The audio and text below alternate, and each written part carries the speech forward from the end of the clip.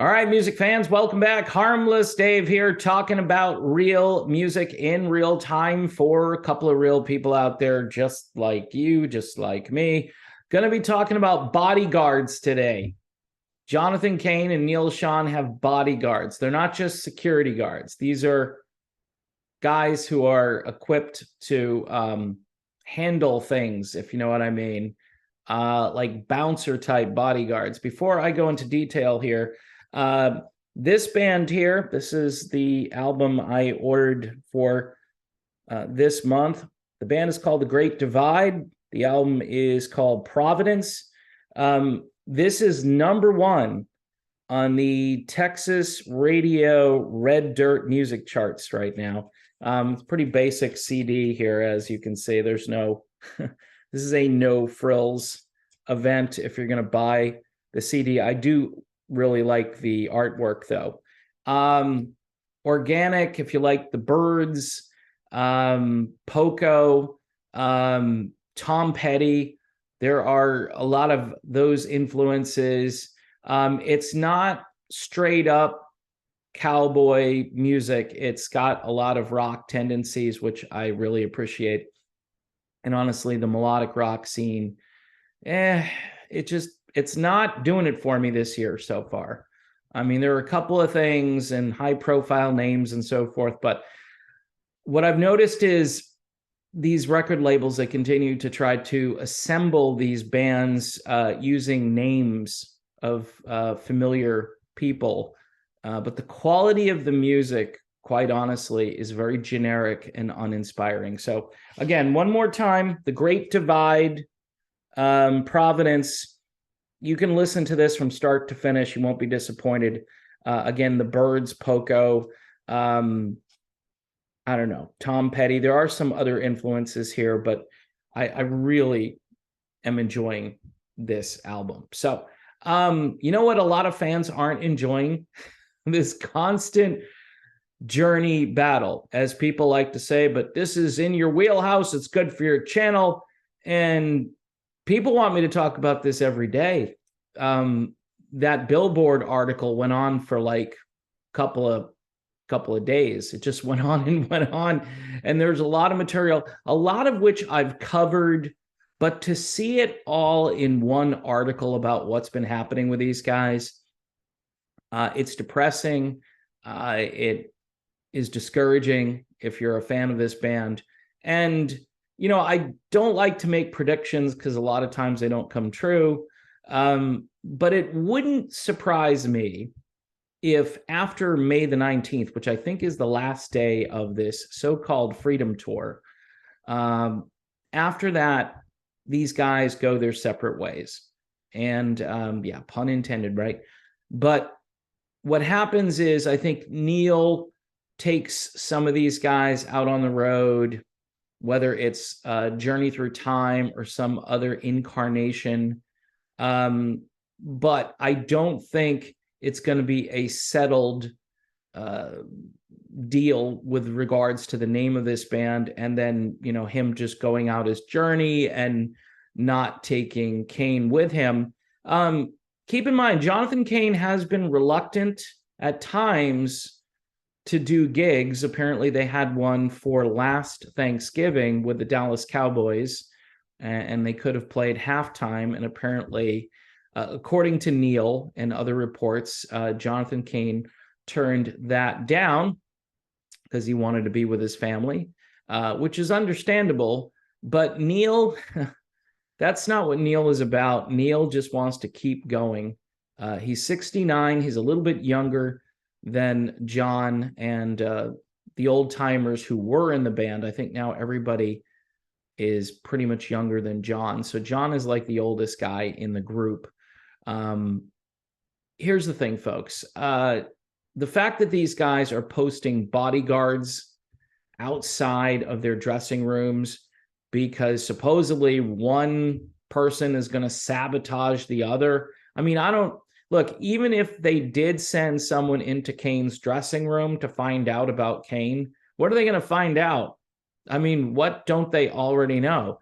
And, you know, do you need somebody who can physically hurt someone Now, again, when they say bodyguard, maybe it's a bit of a stretch here. The article, which I believe is in a San Francisco-based publication, because they say the SF-founded band Journey is on tour again, but the two remaining 1980s members, Neal, Schon, and Jonathan Cain, are suing each other while on tour, and each has allegedly hired bodyguards to keep the other out of their dressing rooms. They go on to talk about, the band's history. They also feature Don't Stop Believin', Every Man's Journey. They talk about Arnell because he was featured in that. And they talk about how Arnell reinvigorated the band and kept them going. But that is sputtering, especially as of late. If you've listened to some of the vocals from some of the more recent shows, things are starting to go back in the other direction again. And I have a theory about that, but I don't know if I should put that in this video or not.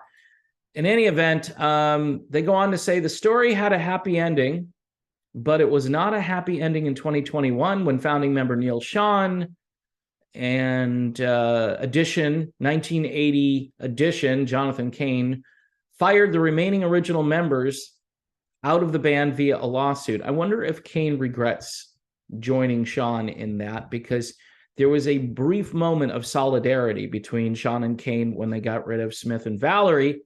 And originally, Cain was with the Smith and Valerie team as far as opposing some of the things that Neal was doing. Neal wants to go play music and he wants to spend a lot of money. That's what this is. He wants to play this music and he wants to make lots of money. And he's 69 years old, but he's still living the rock star life with his wife. And it's different from what Cain is up to these days, clearly. But even though it's different, there are some similarities when it comes to the relationships that these guys have with their wives. All right, business relationships. Maybe the wives are behind the scenes doing things, possibly wives with their names on certain documents and so forth. I don't have all the information on that, but a lot of things that were alleged have later come to pass. So we'll just keep things, under wraps until those things are official. But in any event, it goes on to talk about Jonathan Cain performing at Trump rallies or the song being played at Trump rallies. They don't really talk about the Mar-a-Lago thing where Cain was there playing Don't Stop Believin' for the campaign launch for Donald Trump. And then they have a picture of John and his wife at the church in their midweek, midweek Bible study? Yeah, midweek Bible study at 7 p.m. where you'll be slain in the spirit. And yes, it may feel like a cheap shot to go after the spouses, but there's a pair of factoids that tell you about the current mind frame of Journey's most tenured members. Cain is now married to Paula White, who served as Trump's spiritual advisor. So, and they go on to talk about Neal, Schon's wife and her history, and I'm not going to get into that here. Schon has been on an incredibly litigious kick for years and fired their manager to make himself manager in 2021.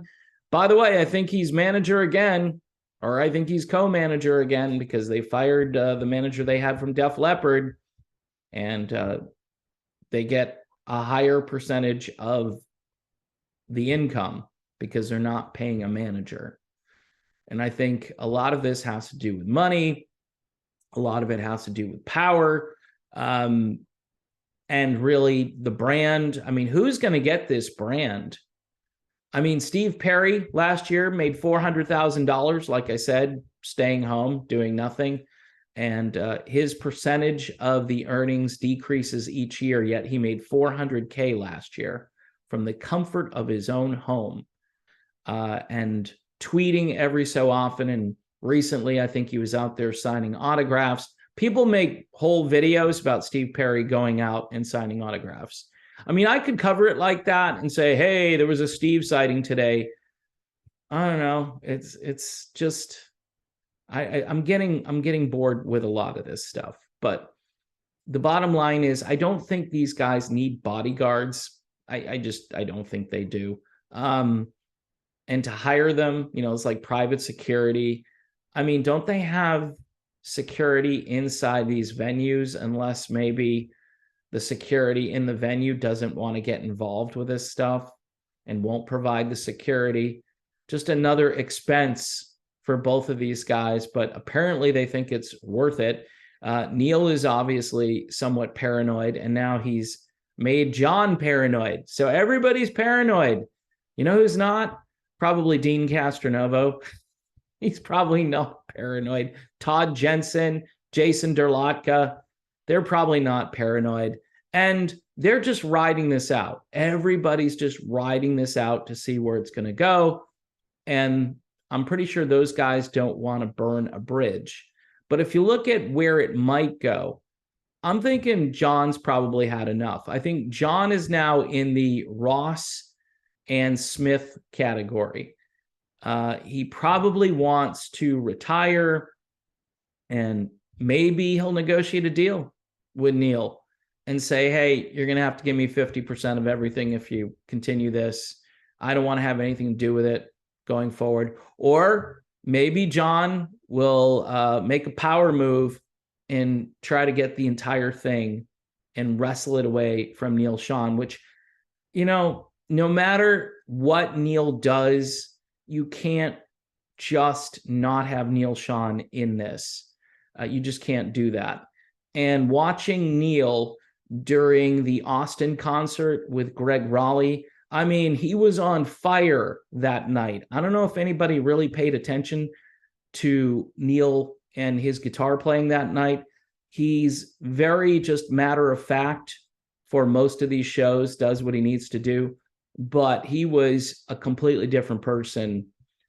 His playing just got much more intense and much more emotional during that particular show. And I'm thinking he was sending a message too, like, hey, this is what Journey will be in the future. We'll be jamming out. I'll be playing intense solos. We're going to have people like Greg back in this. Greg would, I think, reunite with Neal and do some gigs if they put Journey Through Time back together again. I don't know if they can sell as many tickets as the brand name, but once people get wind of it and understand what it is, and those classic rock fans come back rather than these casual sort of social media fans that have popped up over the last 10 years or so, your post-Sopranos Journey fan, which, okay, we want you in, no question about it. We'd like to have you, but maybe you should go and listen to some other things. But the problem is the media focuses on just a few songs. You've got this iHeart Media monopoly on everything. And these deep cuts, supposed deep cuts they performed in Austin, people are just standing there. They didn't know what to do. And I'm sitting there going, just the same way? Yeah, baby. Let's hear it, We don't know. Are there enough diehard classic fans to support Journey? I'm thinking there could be. I'm really thinking there could be. And there'll be this ongoing battle, though. Can Neal go out there and be Journey without Cain? And would Cain just let Neal take the thing back, and not get the most I mean, if Steve Perry got that deal, I'm thinking Jonathan Cain, knowing what Perry did, Jonathan Cain will do 10 times as much as Perry did. Of course, he'd probably need to call Lee Phillips if he's around still. I don't know if he's even still alive. Someone will correct me and tell me yes or no. But in any event, you'll need a lawyer that's Lee Phillips in his ability to get things done to negotiate this. So We shall see, folks. I don't know. I mean, the Journey saga continues. The articles are going to be written for years. This is going to get very ugly before it is figured out. And apparently neither one of these guys is going to want to let go of the franchise. Now, Cain being, the Christian, right? He's the Christian guy. You would think that he'd say, you know what? This really isn't worth it. I've got more important things to pursue, but I just don't see that happening. I just don't, which to me makes the whole Christian thing look like another money-making enterprise. I mean, yeah, Cain helped build the band. He didn't build it on his own. I've heard him say things like, I built this. Yeah, the only person who can really say that is probably Neal. And then second to that would be Steve Perry.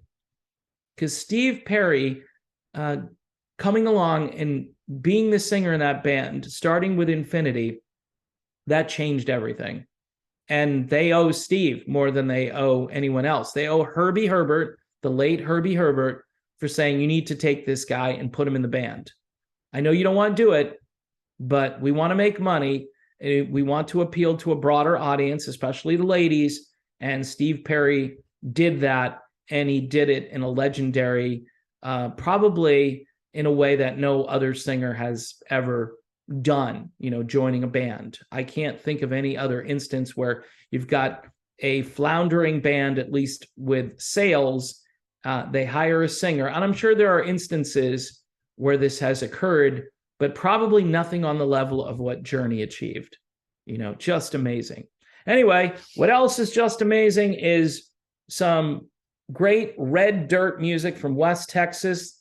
This is The Great Divide. I'm loving this album. It's called Providence. Some really meaningful lyrics, some great playing, some fantastic guitar work on this. Some of the guitar solos are just fantastic. I hear a lot of Paul Cotton, Poco kind of stuff on here when I listen to it, but I also hear bands like the Byrds and even Tom Petty and the Heartbreakers. So check it out. You can probably just order yourself a copy, or you can just stream it like most people do. All right, folks. Thanks for watching, and I will see you soon.